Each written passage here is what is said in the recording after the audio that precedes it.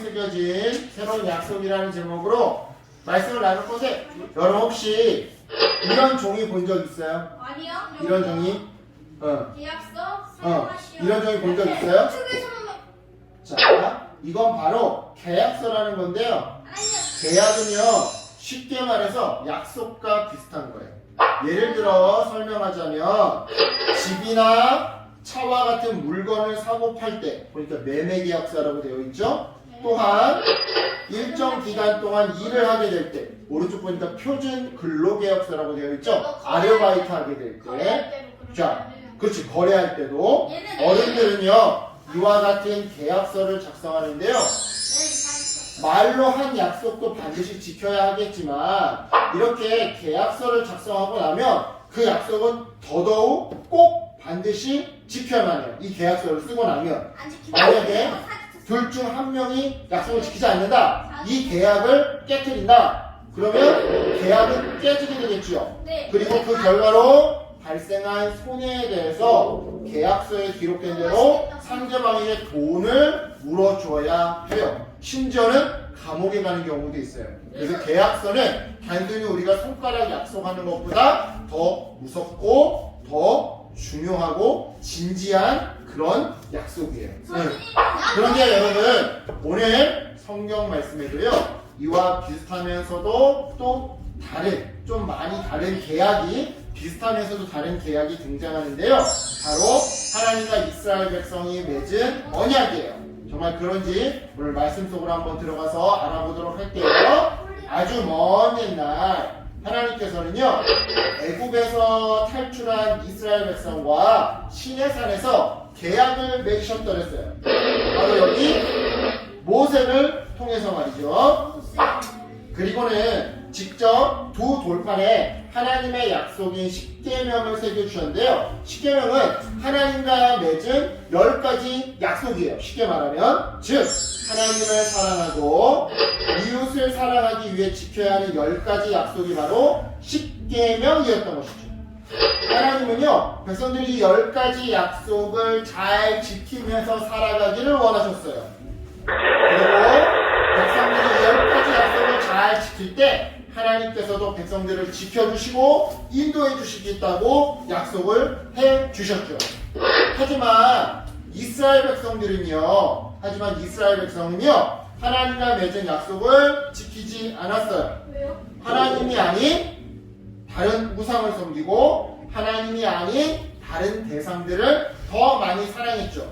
그러니까 정확히 말하자면 하나님께 예배해요. 일요일날 와서 예배해요. 예배했지만 동시에 하나님이 아닌 다른 것들도 예배하고 사랑하고 좋아했던 거예요. 뿐만 아니었어요. 주변에 힘이 센 강대국들의 눈치를 보면서 의지하기도 했는데요. 이처럼 하나님 눈치를 봐야 하는데, 하나님 눈치를 보는 게 아니라, 우리 기도 시간에 애들이 왜 눈 뜨고 장난치는지 알아? 하나님이 다 보고 계시는데 하나님 눈치 안 보고 옆에 사람 눈치 보느라고 기도 시간에 장난치고 눈 뜨고 있는 거거든? 그러니까 이스라엘 백성도 그랬던 거야. 하나님 눈치를 봐야 되는데 하나님 눈치를 보는 게 아니라 사람 눈치를 보다 보니까 하나님의 말씀과 뜻대로 정의롭게, 공평하게, 착하게 이웃을 대하기는커녕 맨날 거짓말하고, 맨날 장난치고, 맨날 속이고, 맨날 질서를 안 지키고 약속을 안 지켰던 것이죠. 그러다 보니까 하나님이 모세를 통해 주셨던 십계명을 여러분 잘 지키게 되었을까요? 못 지키게 되었을까요? 못 지키게 되었겠죠. 맞아요. 못 지키게 되었어요. 그래서 하나님의 약속은 산산조각 깨어지고 말았던 것이죠. 누구 때문에? 하나님 때문에? 아니요. 백성 때문에. 정답! 바로 이러한 시대에 하나님의 말씀을 전하는 선지자 예레미야가 살고 있었어요. 그리고 당시에는 예레미야 외에도 다른 수많은 선지자가 활동하고 있었죠. 그들은, 이 다른 선지자들은요, 이렇게 말하고 다녔었어요. 여러분, 설령 바벨론이 우리나라를 쳐들어온다고 해도 예루살렘에는 하나님의 성전이 있으니까 걱정하지 마세요. 우리가 성전에서, 교회에서 매주 예배를 드리는 한 하나님께서 바벨론으로부터, 저 힘이 센 악당으로부터 우리를 지켜주실 겁니다. 그런데 여러분, 이건 거짓 예언이었어요. 거짓 예언. 왜냐? 하나님은 매주 교회에 와서 예배를 드린다고 무조건 다 용서해 주시고 지켜주시는 분이 아니거든요. 자, 생각해 보세요. 자, 한번 생각해 보세요. 우리가 월요일부터 토요일까지는 부모님과 한 약속을 지키지 않고 맨날 거짓말만 하고 때리고 약속을 어기고 질서를 어기고 말썽을 피운다고 생각해 보세요. 그러다가 일요일만 되면 부모님께 잘못했다고 빌어요. 뭐야?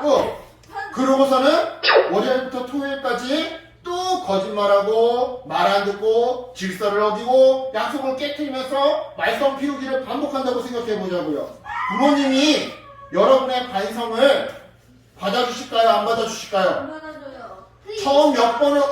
처음 몇 번에는 받아주겠지만 나중에는 안 받아주겠죠. 그죠? 안 받아줄 거예요. 왜요? 진정성이 없다고 느껴지니까. 너 어차피 지금 내 안 맞으려고 안 혼나려고 벌 안 받으려고 그냥 거짓말로 잘못했어 하는 거잖아. 너 어차피 월요일 되면 또 네 멋대로 할 거고 엄마 아빠 말 안 들을 거야. 그럴 거잖아. 이러면서 진정성을 안 믿어주는 거죠. 목사님. 심지어 잠깐만 일요일에 잘못했다고 하는 말도 진심이 아니라 거짓말이라고 생각할지 하물며 부모님도 이렇게 하시는데 하나님은 어떻게 하시겠어요? 자, 물어볼게요.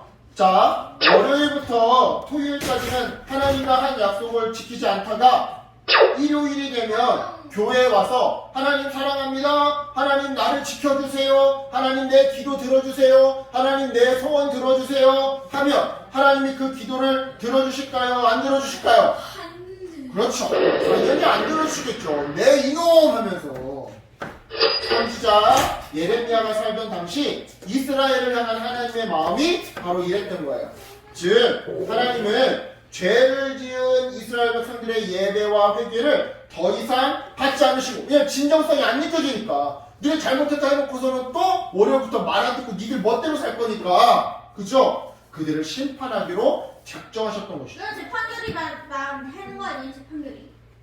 그래서 하나님은 예레미야에게 하나님께서 곧 이스라엘 백성을 심판하실 것입니다 라고 예언하게 하셨던 거예요. 그리고 예레미야의 이 예언을 들은 이스라엘 백성들은 기쁜 슬픔과 두려움에 빠지게 되었던 것이죠. 하지만 뒤늦게 후회해도 소용없었어요. 왜냐? 하나님의 말씀대로 북이스라엘은 아수르에 의해서, 남유다는 바벨론에 의해서 멸망하고 말았기 때문이죠. 그 결과 남유다의 백성들은요 바벨론의 포로로 잡혀가게 되었는데요. 이 사건을 겪으면서 남유다 백성들은요 깊은 절망에 빠져 슬퍼하고 또 슬퍼했다 그랬어요. 왜냐면 자신들의 잘못으로 인해 양치기 소년처럼 맨날 잘못했어요 라고 거짓말했던 자기네들의 그 잘못으로 인해서 하나님께서 이제 더 이상 정말 용서하지 않으실까봐, 영영 사랑하지 않으실까봐, 영영 우리를 버리셨을까봐 생각했으니까 말이죠. 그런데요, 정말 하나님께서는요, 이스라엘 백성들을 더 이상 사랑하지 않고 더 이상 용서하지 않기로, 영원히 미워하기로 작정하셨던 걸까요? 아, 그건 아니죠? 그건 그렇죠. 100% 아니죠. 그렇지. 오, 똑똑했어. 그건 아니었어요. 이스라엘 백성들은요, 하나님과의 약속을 지키지 않았지만, 10가지 약속을 다 깨뜨렸지만, 하나님께서는 여전히 이스라엘 백성을 사랑하셨어요. 그래서 하나님은 백성들을 포기하지 않으시고 예레미야를 보내 이스라엘 백성에게 심판이 아닌 구원과 회복의 말씀을 전하게 하셨던 것이죠. 우리 그 말씀이 어떤 말씀이었는지 다시 한번 읽어볼게요. 바로 오늘 본문 말씀이었는데요. 자, 우리 화면에 있는 우리 말풍선 한번 읽어볼게요. 시작.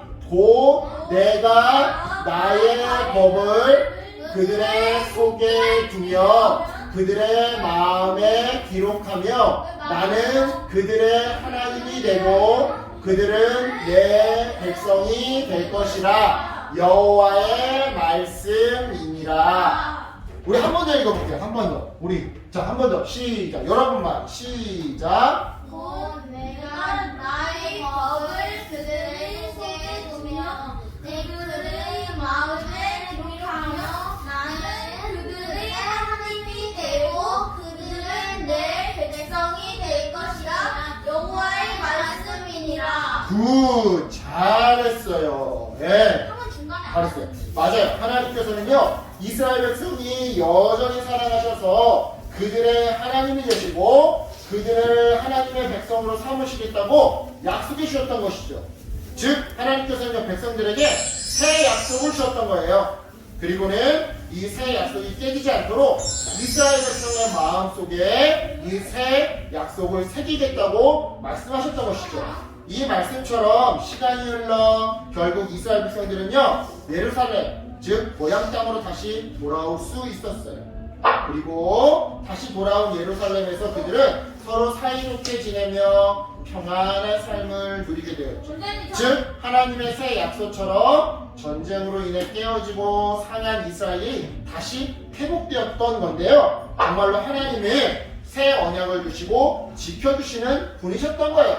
사랑하는 여러분, 우리도 때로는 이스라엘 백성처럼 하나님을 사랑한다라고 말로는 고백하면서 몸으로 찬양을 하면서 하나님이 아닌 것에 마음을 더 빼앗기곤 해요. 핸드폰에 더 마음을 빼앗기곤 해요. 예배보다 돈에 더 마음을 빼앗기곤 해요.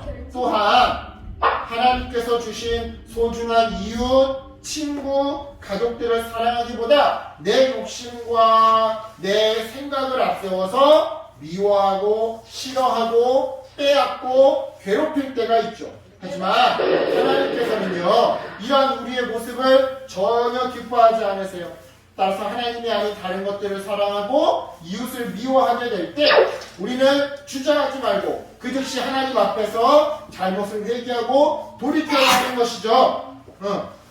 이처럼 우리가 하나님께 진심으로 회개하며 같은 잘못을 반복하지 않을 때 하나님께서는 우리를 끝까지 사랑하시사 너희들은 나의 백성이다. 나는 너희들의 하나님이다. 라고 말씀해 주세요. 용서해 주시고 나 이제부터 어진이 엄마 아빠 안 해.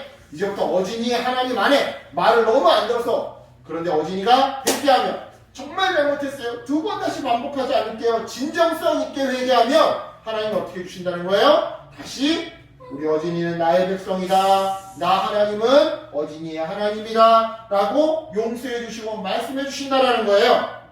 그리고는 하나님께서 이스라엘 백성에게 새로운 약속을 주셨듯이 우리 마음에도 새로운 약속을 새겨 주시는 것이죠. 여러분, 하나님의 이 약속을 믿고 살아가는 우리 어린이들 되기를 축복해요. 우리와의 약속을 반드시 지켜주시는 하나님을 믿고 일요일뿐만 아니라 교회에서만 아니라 월요일부터 토요일까지 학교에서도 집에서도 하나님 말씀에 순종하며 정의롭게 정직하게 착하게 양보하는 어린이들 되기를 축복해요. 그래서 하나님이 약속하신 평화로운 삶을 선물로 받는 하나님의 백성, 하나님의 어린이가 되기를 예수님의 이름으로 축복합니다. 아멘. 기도할게요.